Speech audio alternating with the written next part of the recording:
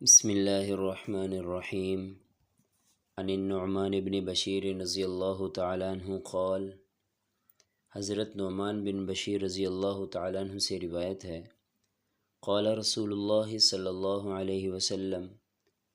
رسول اللہ صلی اللہ علیہ وسلم نے ارشاد فرمایا،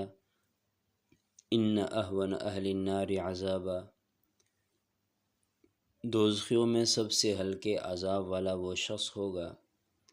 من لہ نعلان و شراکان من نار،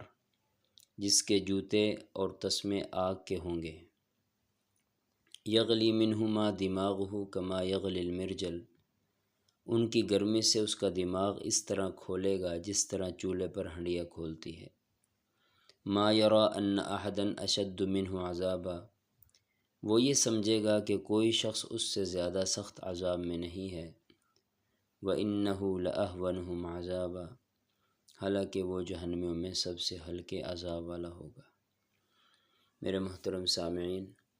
اس حدیث مبارکہ میں جناب نبی کریم صلی اللہ علیہ وسلم نے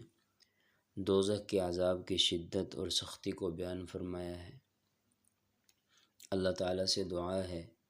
اللہ تعالیٰ ہم سب کی دوزخ کے عذاب سے حفاظت فرمائے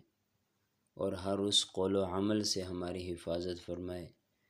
جو جہنم میں جانے کا سبب بنے۔ آمین ثم آمین۔